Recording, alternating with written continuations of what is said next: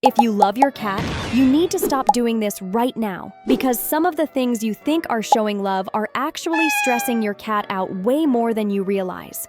I know you adore your furry friend and want nothing but the best for them, but there are some super common habits that almost every cat owner does that cats absolutely cannot stand. By the end of this video, you'll know exactly what to stop doing and how to replace those habits with things your cat will actually appreciate. Trust me, once you make these changes, you're going to notice a huge difference in how happy and relaxed your cat becomes around you. So let's jump right into the first thing you need to stop doing immediately. Forcing physical affection when your cat isn't in the mood? I get it. Your cat is adorable and you just want to squeeze them and give them all the cuddles in the world. But here's the thing. Cats are not dogs. They don't always want attention on your schedule, and when you force it on them, it creates stress and anxiety that can actually damage your relationship over time. Think about it from their perspective.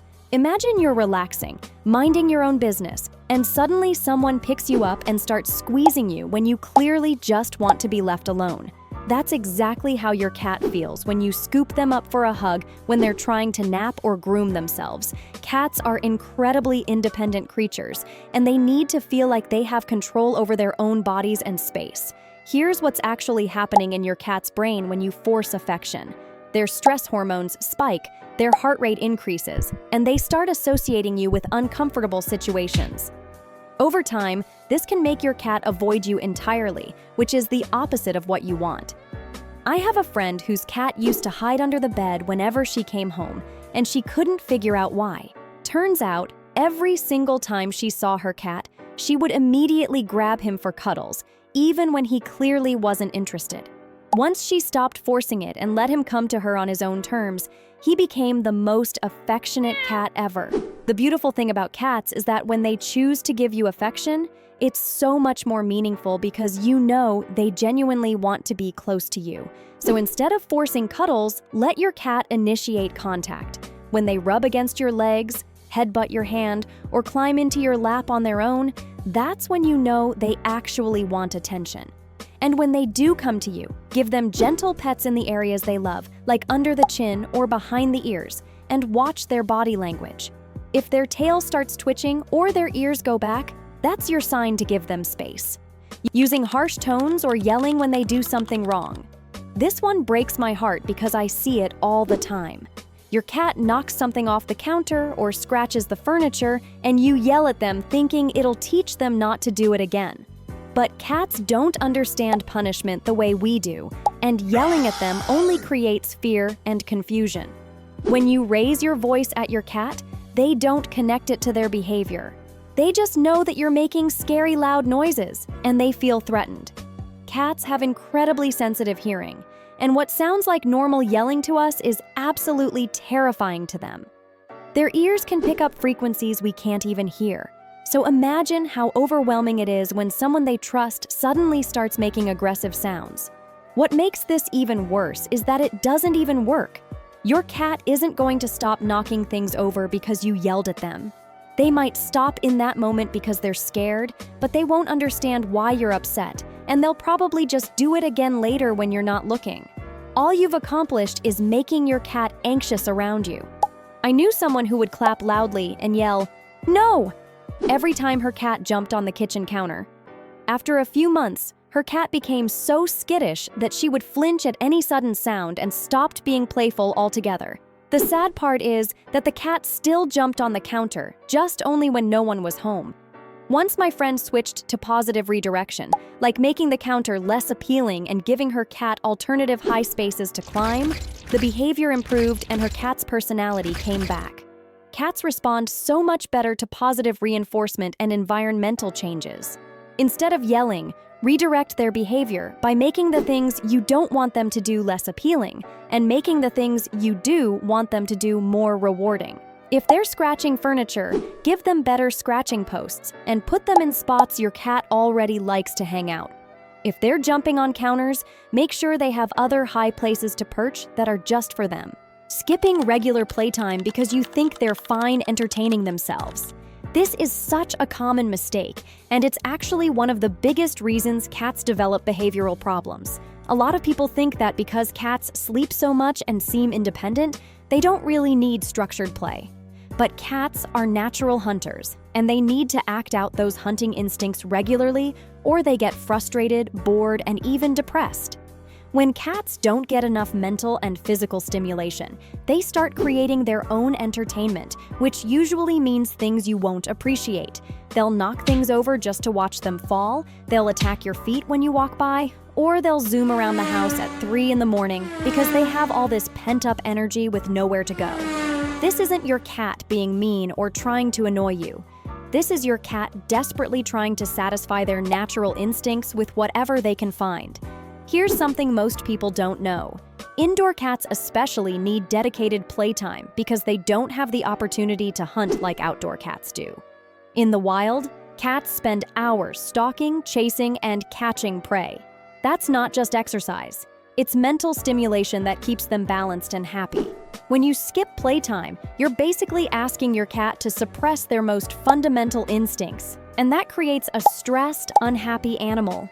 I have a friend who adopted a cat that was destroying everything in the house. She thought maybe the cat just had behavioral issues or was mean, but really, she was only playing with him for like 5 minutes every few days.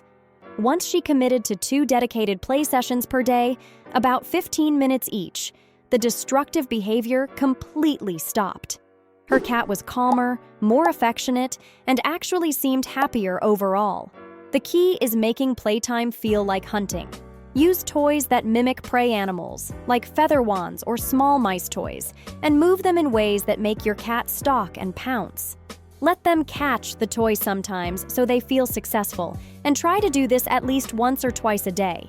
You'll be amazed at how much this improves your cat's behavior and your relationship with them. Ignoring their litter box situation. Okay, this one might seem obvious, but you'd be surprised how many cat owners don't realize they're making their cat miserable with their litter box setup. Cats are incredibly clean animals, and they're super particular about where they go to the bathroom. If their litter box doesn't meet their standards, they'll either hold it in, which can cause serious health problems, or they'll find somewhere else to go, which obviously you don't want. First off, if you're not scooping the litter box at least once a day, that's a huge problem. Cats have a sense of smell that's about 14 times stronger than ours, so imagine how disgusting a dirty litter box smells to them. Would you want to use a bathroom that hasn't been cleaned in days? Probably not. Same goes for your cat. When the litter box is dirty, your cat feels stressed every time they need to use it, and that stress can lead to litter box avoidance, which creates a whole cycle of problems. But it's not just about keeping it clean. The location matters too. A lot of people put litter boxes in really inconvenient spots like the garage or a tiny closet because they don't want to see or smell it. But cats need privacy without feeling trapped. If the litter box is in a high-traffic area or somewhere with only one way in and out, your cat might feel too vulnerable to use it comfortably. They need to feel safe when they're doing their business. Here's another thing people mess up: the number of litter boxes. The general rule is 1 litter box per cat plus 1 extra. So if you have 2 cats, you should have 3 litter boxes. This prevents competition and gives your cats options, which reduces stress. I know it sounds like a lot, but trust me, it makes a massive difference in your cat's happiness and prevents so many behavioral issues. And let's talk about covered litter boxes for a second. Some cats like them, but many cats actually hate them because they trap odors inside and make them feel cornered. If your cat seems reluctant to use a covered box, try switching to an open one and see if their behavior improves. Every cat is different, so pay attention to what your specific cat prefers. Feeding them the same boring food every single day without any variety. I totally understand the logic behind this. You find a food your cat likes, and you stick with it because you don't want to upset their stomach or deal with a picky eater. But here's the truth. Feeding your cat the exact same food for years can actually be bad for them, and it definitely makes mealtime way less exciting than it should be. Cats are obligate carnivores, which means their bodies are designed to eat meat, and in the wild, they'd be catching different types of prey that provide different nutrients. When you feed them the same food every day, they might be missing out on certain nutrients. Plus, they can actually develop sensitivities or allergies to that specific protein over time. It's kind of like if you ate the exact same meal for breakfast, lunch, and dinner every single day for years, your body would probably start rejecting it eventually. But beyond the health aspect, think about how boring that is for your cat.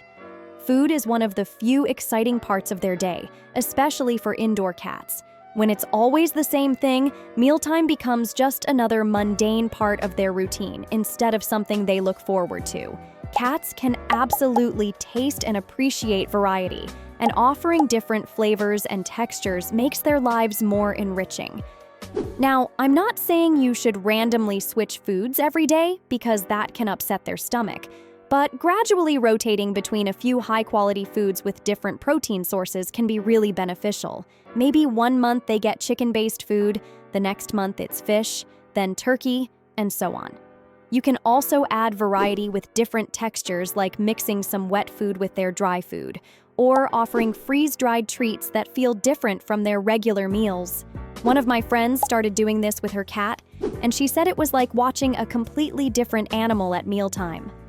Her cat went from being meh about food to getting genuinely excited, and she noticed his coat got shinier and he had more energy overall. Obviously, check with your vet before making major diet changes, but adding some variety is usually a really positive thing for most cats. Not respecting their need for vertical space and hiding spots. This is something a lot of new cat owners don't understand until their cat starts acting stressed or anxious. Cats are both predators and prey animals, which means they have this instinctual need to observe their environment from high places and have escape routes when they feel threatened. When you don't provide these things, your cat lives in a constant state of low-level stress. Think about how cats behave in nature. They climb trees to survey their territory, hunt from elevated positions, and hide in small spaces when they need to feel safe. Your home might seem totally safe to you, but your cat's instincts are still telling them to seek out high ground and secure hiding spots.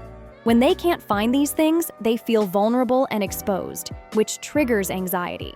This is especially important in multi-pet households or homes with kids. Your cat needs places they can go where they feel completely safe and untouchable. Without these spots, they're basically living in a state of constant alertness, never fully relaxing. Over time, this stress can lead to behavioral problems, health issues, and a cat that seems unfriendly or antisocial when really they're just overwhelmed. I saw this firsthand with someone who couldn't figure out why her cat was so aggressive and skittish. Her apartment had zero cat furniture and very few places where the cat could get up high or hide. She had a toddler who would chase the cat around wanting to play, and the poor cat had nowhere to escape to. Once she added some tall cat trees, wall shelves, and a few cozy hiding boxes, her cat's personality did a complete turnaround. Suddenly, she was playful, affectionate, and way more relaxed. The solution here is super simple. Get some cat trees or shelves that let your cat climb up and observe the room from above. Make sure they have at least a few good hiding spots, like covered cat beds, cardboard boxes, or spaces under furniture where they can retreat when they need alone time. When your cat knows they always have an escape route and a safe vantage point, they'll be so much more confident and comfortable in your home, making direct eye contact and staring at them. This last one might surprise you because we do it with the best intentions. You look at your cat because they're cute and you love them. But in cat language, prolonged direct eye contact is actually a threat. It's how cats challenge each other and signal aggression. So when you stare at your cat, you're unintentionally making them uncomfortable. Have you ever noticed that your cat seems to love the one person in the room who's ignoring them? That's not a coincidence. That person isn't making eye contact or trying to interact, which makes them seem non-threatening and safe. Meanwhile, you're staring at your cat with love in your eyes, and your cat is interpreting that as confrontational behavior. It's kind of hilarious when you think about it, but it's also something you definitely want to fix. When cats trust each other and feel comfortable, they do something called a slow blink. It's basically their way of saying, "I trust you, I'm relaxed around you, and you're not a threat." If you want to communicate love to your cat in a way they actually understand, try slow blinking at them instead of staring. Look at them, slowly close your eyes and open them again slowly. A lot of times, your cat will slow blink back at you, and it's honestly one of the sweetest forms of communication you can have with them. Another thing to remember is that cats prefer when you let them approach you rather than you approaching them with intense eye contact. If you want your cat to come to you, try looking away or looking at them with soft eyes rather than a direct stare. This makes you seem more approachable and less threatening. It's such a small change, but it can make a massive difference in how your cat perceives you. I started doing this with my friend's cat who used to avoid me, and within a few weeks, she went from running away whenever I came over to actually seeking me out for attention. All I did was stop staring at her and start slow blinking instead. It sounds almost too simple to work, but cats really do respond to these subtle signals. So there you have it, 7 things you need to stop doing if you truly love your cat. I know some of these might have been surprising, and maybe you recognized yourself doing a few of them.